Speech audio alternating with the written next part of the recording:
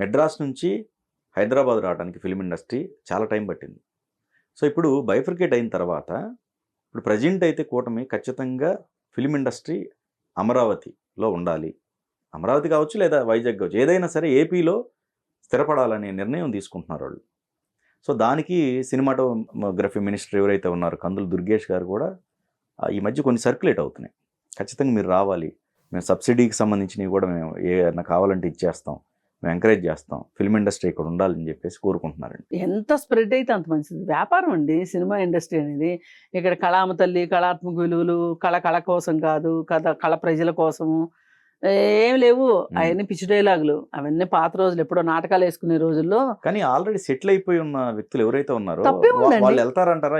Almost అక్కడ ఇంకో branch పెట్టుకుంటారండి. ఇప్పుడు మైక్రోసాఫ్ట్ కంపెనీ అమెరికాలో మొదలైందండి. ఇండియాలో వాళ్ళు అసలు ప్రపంచంలో ఎక్కడా బ్రాంచ్ పెట్టుకోవాలనుకోలే.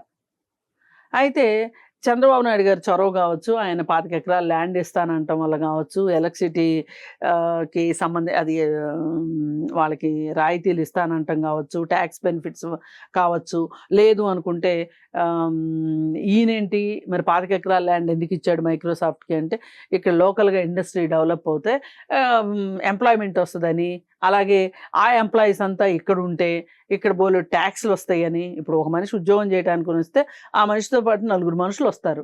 అతని భార్య, పిల్లలు, తల్లి, తండ్రి వచ్చేస్తారు కదా. హైదరాబాద్ వీళ్ళు ఇంత కిక్కిరిసిపోవడానికి కారణం ఇదే. ఒకళ్ళకు ఉద్యోగం చేస్తారు కానీ 5 మనుషులు వచ్చేస్తారు ఆ మనిషి వెంట. అయితే అని ఎవరి ఉద్దేశం వాళ్ళది. ఇక్కడ ప్రయోజనంగా చూసుకుంటే ఉమ్మడి ప్రయోజనాలే ఇవన్నీ. ఇప్పుడు మైక్రోసాఫ్ట్ కంపెనీ వచ్చింది, ఇండియా ప్రపంచంలో ఇంకెక్కడా వాళ్ళకి క్యాంపస్ లేదు. ఇప్పుడు ఏమైనా వచ్చాయేమో కానీ హైదరాబాద్దే సెకండ్ సెంటర్, ఫస్ట్ అమెరికా. అయితే వాళ్ళు కూడా చాలాసార్లు మీటింగుల్లో చెప్పారు, మేము నమ్మలేదు, ఊరికే పిలిచి మమ్మల్ని మా టైం వేస్ట్ చేస్తారు, మమ్మల్ని ఇబ్బంది పెడతారు అనుకుని మేము అసలు ఆలోచనలోకి రాలేదు, మేము నమ్మి వచ్చాము, వచ్చినందుకు చాలా మంచి ప్లేస్ ఇచ్చారు, మాకు చాలా హ్యాపీగా ఉంది అని చెప్పి రికార్డు టైంలో ఆఫీసు కన్స్ట్రక్షన్ కూడా జరిగింది హైదరాబాద్లో. అంటే వాళ్ళకి పర్మిషన్స్ ఇచ్చే దగ్గర కానీ ఎక్కడ ఇబ్బంది లేకోకుండా వాళ్ళకి రెడ్ కార్పెట్ వేసి చేశారు. ఎందుకు చేశారు? ఇప్పుడు నేను చెప్పినట్టు చేశారు. ఇప్పుడు సినిమా ఇండస్ట్రీ ఉంది. ఇప్పుడు ఇక్కడ అన్నపూర్ణ స్టూడియోస్ ఉంది హైదరాబాద్లో. ఈ అన్నపూర్ణ స్టూడియోస్ని ఆధారంగా చేసుకుని కొన్ని వేల మంది బతుకుతున్నారు కదా. రామోజీ ఫిల్మ్ సిటీ, నేను ఒక ఎగ్జాంపుల్ చెప్తున్నా. రామోజీ ఫిల్మ్ సిటీ కావచ్చు, రామానాయుడు స్టూడియో కావచ్చు. ఒక స్టూడియో అంటే ఏంటండి, ఏదో 4 గోడలు 2 కెమెరాలు తోటి స్టూడియో అయిపోదు కదా. దానికి బోలెడు ఇన్ఫ్రాస్ట్రక్చరు, చాలామంది వచ్చేవాళ్ళు పోయేవాళ్ళు, నానా హడావుడి హంగామా ఉంటుంది. అక్కడ తాగే నీళ్ళ దగ్గర నుంచి, తినే తిండి దగ్గర నుంచి, మళ్ళీ ఇవన్నీ శుభ్రం చేసే మనిషి దగ్గర నుంచి అంతా డబ్బుతో కూడిన వ్యవహారమే కదా. కానీ ఇక్కడ ఏంటంటే ఇలాంటి పిలుపు అంతకు ముందు ప్రీవియస్ జరిగాయి, కానీ ఇక్కడ నుంచి ఎక్కడి నుంచి కదలట్లా. ఇలాంటి పిలుపు జరిగినప్పటికి కూడా నేను మీకు రీజన్ చెప్తా, కదలకపోవడానికి రీజన్ చెప్తా. అయితే ఇప్పుడు ఈ పిలుపుకి అప్పుడు కదలని వాళ్ళు ఇప్పుడు కదులుతారా అని మీరు అడుగుతున్నారు కదా. అయితే ఒక అన్సర్టెనిటీ ఉందండి. అసలు ఇప్పుడు ఈ రాష్ట్రం ఎప్పుడు విడిపోయింది చెప్పండి? 2014, 11 సంవత్సరాలు. ఇప్పుడు మొదటి 5 సంవత్సరాలు చంద్రబాబు నాయుడు గారు ఉన్నారు, అమరావతి అన్నారు, మీ అందరికీ అసలు రెడ్ కార్పెట్ ఏంటి, అన్ని రకాల కార్పెట్లు వేస్తాను వచ్చేయండి అని చెప్పారు. వీళ్ళు కూడా మనసులో ఏం ఆలోచించారండి, ఇప్పుడు కాదు అసలు, ఇప్పుడు అంతకుముందే ఆంధ్రప్రదేశ్లో కూడా, అంటే వైజాగ్ ఆ ఏరియాలో కూడా స్టూడియోని విస్తరింపజేయాలని రామానాయుడు గారు ల్యాండ్ కూడా తీసుకున్నారు కదా రుషికొండలో. ఇప్పుడు అది దాని మీద వివాదం, ఇప్పుడు వివాదం జరగటం వేరు. ఆయన అయితే ఆ రోజు ప్లాట్లు వేసి అమ్ముకోవడానికి అయితే ఆయన ఎక్వైర్ చేయలేదండి ల్యాండ్, ఆయన స్టూడియో కట్టడం కోసమే చేశారు కదా. రామానాయుడు గారికి ఉన్నంత సినిమా మీద ప్రేమ, సినిమా మీద భక్తి, గౌరవం అవన్నీ వాళ్ళ పిల్లలకి ఎందుకు ఉంటాయి? లేవు కాబట్టి దాన్ని బిజినెస్ చేద్దాం అనుకున్నారు. కానీ ఆయనకి విజన్ ఉంది. ఇప్పుడు ఆయన ఆలోచించింది ఏంటి, అక్కడ ఒక తాత్కాలికంగా ఒక స్టూడియో ఉందనుకోండి, అక్కడ కొంతమంది ఎంప్లాయీస్ ఉంటారు. మనం ఏ సినిమా అయినా కనీసం 25%, 30% అవుట్డోర్ షూటింగ్లు ఆంధ్రాలోనే చేస్తున్నారు.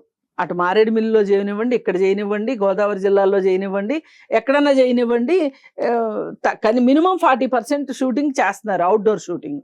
అలాంటప్పుడు మనం అక్కడ డెవలప్ చేస్తే ఎవరు సినిమా తీయాలనుకున్నా మన ఇన్ఫ్రాస్ట్రక్చర్ ఉపయోగపడుతుంది కదా అని ఆయన థియేటర్ స్టూడియో కట్టాలని వెళ్ళారు ఆయన.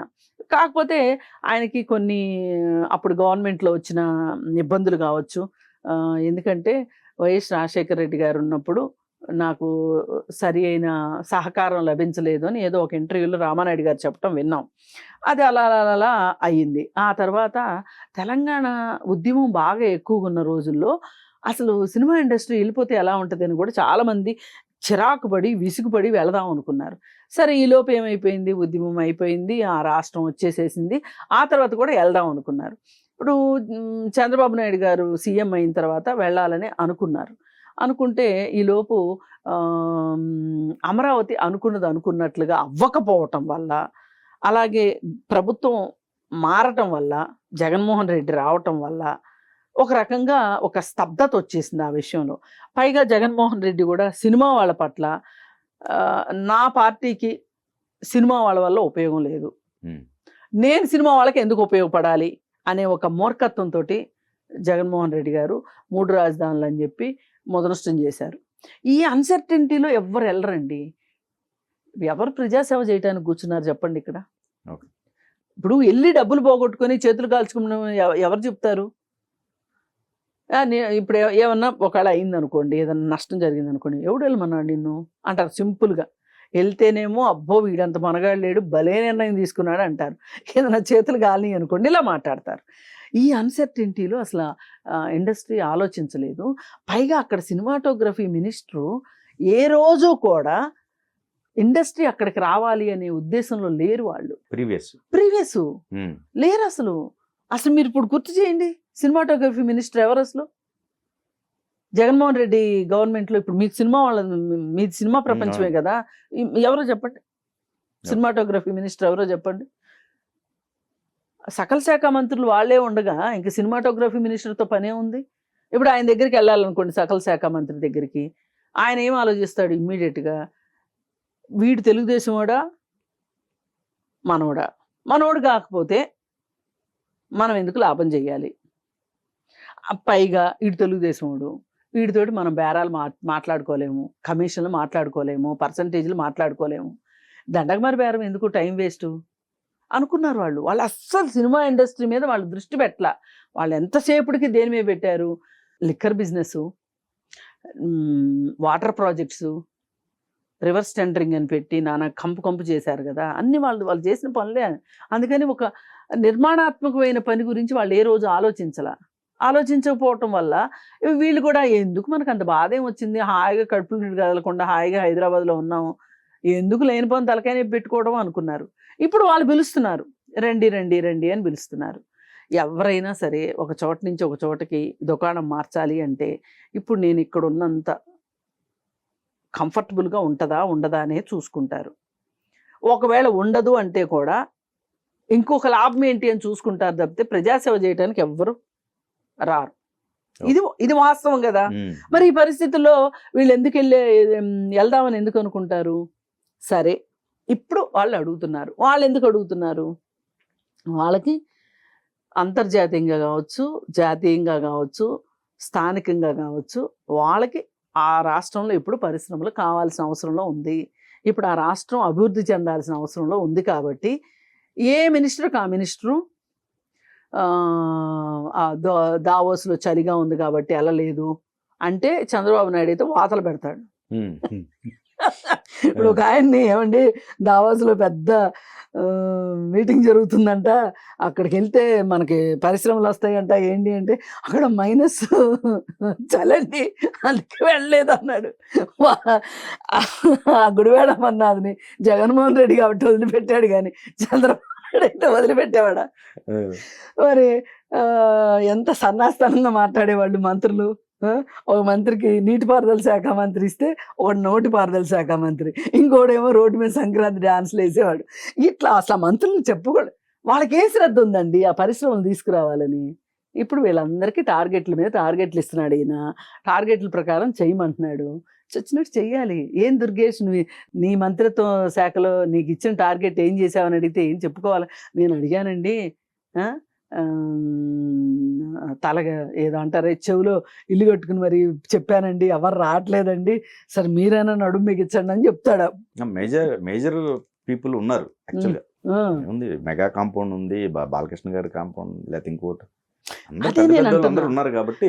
ఉన్నారు కాబట్టి ఆ, అక్కడ ఒక బ్రాంచ్ పెట్టుకుంటే తప్పు లేదండి. Okay okay. ఇప్పుడు మార్గదర్శి ఉందండి, ఉమ్. ఎన్ని బ్రాంచ్లు ఉన్నాయి చెప్పండి? ముందు కాలేదు, బట్ ఆ, ఇప్పుడైనా అవుద్దో కాదో అనేదే ఉంది. ఎందుకు అవ్వదు? ఉమ్, అక్కడ వాళ్ళు రండి రండి రండి అని పిలుస్తుంటే ఎందుకు అవ్వదు చెప్పండి? ఉమ్, ఇవాళ ఒక చిన్న కాలేజీ వాళ్ళు మాకు ఈ ర్యాంక్ వచ్చింది మాకు ఆ ర్యాంక్ ఇక్కడ వచ్చింది. చిన్నదండి. ఉమ్, ఇప్పుడు టీసీఎస్ కి ఉమ్. 99 పైసలక ఎకరం ఇచ్చింది, అంతేనా లీజ్? ఎక్కడ హైదరాబాద్ లోనా? విశాఖపట్నంలో. నాకు అది తెలియదు. అయితే సో అట్లా ఏదన్నా వీళ్ళకి కూడా ఫిల్మ్ ఇండస్ట్రీకి కూడా ఒక రాయితీలు ప్రకటిస్తే ఖచ్చితంగా అప్పుడేమన్నా జరగొచ్చాము. ఇస్తారు రాయితీలు ఇవ్వండి, ఎవరు రారు. ఆ. అసలు మీరు వస్తానంటే మీకు ఏమి ఇస్తామో చెప్తారు. Okay okay. ఇప్పుడు ఎస్సీజెడ్లు ఉన్నాయండి హైదరాబాద్ లో. ఉమ్, ఈ ఎస్సీజెడ్లకి 5 సంవత్సరాల పాటు ఎలక్ట్రిసిటీ ఉండదు. అలాగే కొన్ని సబ్సిడీలు ఉంటాయి. అందుకని ఎస్సీజెడ్లు పెట్టడానికి ఇష్టపడతారు. ఎస్సీజెడ్లో వచ్చిన కన్స్ట్రక్షన్లో కొనుక్కోవటానికి ఇష్టపడతారు. ఓకే. ఉమ్, అంటే ఎవరికైనా ఎవరి లాభం వాళ్ళు చూసుకుంటారండి. అవును. ప్రభుత్వం కూడా వ్యాపారమే చేస్తుంది. కాకపోతే అది లాభసాటిగా ఉంటేనేమో ఖజానా గలగల్లాడుతుంది, దివాళా తీస్తేనేమో అప్పులు చేస్తారు. అంతకంటే వేరే ఏం లేదు. వాళ్ళు పెద్ద వ్యాపారం చేస్తారు, మనం చిన్న వ్యాపారం చేస్తాం అంతే. ఇప్పుడు మన ఇంట్లో చేసింది మన వ్యాపారం కాదు, రైట్. కానీ అవ్వాలని నేను అనుకుంటున్నా. ఎందుకంటే ఎంత వెళ్తే ఇప్పుడు అక్కడ లోకల్ వాళ్ళు ఉంటారండి. ఒక ఇల్లు ఉన్నవాడు ఒక సినిమాలో దాంట్లో ఉద్యోగం ఒక స్టూడియోలో ఉద్యోగం తెచ్చుకోవాలి అనుకుంటే వాడికి అంత టెన్షన్ ఉండదు. అదే ఇక్కడ చూడండి, ఇప్పుడు కృష్ణానగర్లో ఇన్ని పాటలు పడుతుంది, సినిమాలే వచ్చినాయి కృష్ణానగర్ మీద, వాళ్ళ పాటల మీద. వాళ్ళు ఎక్కడి నుంచో ఇక్కడికి రావటం వల్ల కదా ఇన్ని కష్టాలు పడుతున్నారు. ఇంటద్ది కట్టుకోవాలి, అన్ని కష్టాలు ఉంటాయి కదా. మరి అన్ని రోజులు షూటింగ్లు ఉండవు కదా. అదే వాళ్ళు అక్కడే ఉన్నారనుకోండి, ఈ రాకలు పోకలు కూడా ఉండవు కదా. షూటింగ్ ఉన్నప్పుడు వెళ్తారు, చేసుకుంటారు, లేనప్పుడు ఈ ఊర్లో వ్యవసాయం చేసుకుంటారు. అంటే ఒక ఫైనాన్షియల్ బర్డెన్ లేకుండా ఉంటుంది కుటుంబాల మీద. నేను చాలా కుటుంబాలను చూశాను, భార్య పిల్లల్ని అక్కడి నుంచి ఇక్కడికి తీసుకొచ్చుకుంటానికి వీళ్ళ ఆదాయం సరిపోదు, భార్య బిడ్డలు అక్కడ ఉంటారు, వీళ్ళు ఇక్కడ ఉంటారు. జీవితం ఎంత దుర్భరం అండి. మద్రాసు కూడా అంతే కదా ఒక రకంగా. ఒకప్పుడు మద్రాసు వెళ్ళిన వాళ్ళ ఫ్యామిలీలన్నీ ఆంధ్రాలోనూ హైదరాబాద్లోనూ ఉండే. హైదరాబాద్ నుంచి తక్కువ అనుకోండి, ఆంధ్రా నుంచి వెళ్ళిన వాళ్ళు ఫ్యామిలీలు అక్కడ ఉండేవి. నేను భార్యను తీసుకెళ్ళి భార్యకి తిండి పెట్టగలనా లేదా అని ఆలోచించాను అని ఇప్పుడు చెప్తున్న మురళీమోహన్ గారు లాంటి వాళ్ళ దగ్గర నుంచి అందరూ, మోహన్ బాబు గారు లాంటి వాళ్ళ అనుభవాలు చెప్తారు కదా. అదే ఇప్పుడు స్టూడియోలు అక్కడ ఉన్నాయి అనుకోండి, ఈజీ కదా. అవును. అందుకని ఏంటంటే ఇది ఒక రకంగా మంచిదే. చిన్నదో పెద్దదో పని దొరుకుతుంది అక్కడ కూడా. పని దొరికితే అక్కడ ఎకానమీకి ఉపయోగం పడుతుంది, ప్రజలకి ఉపయోగపడుతుంది. అలా అని ఇక్కడ ఏదో అయిపోద్ది అని అనుకోకర్లా.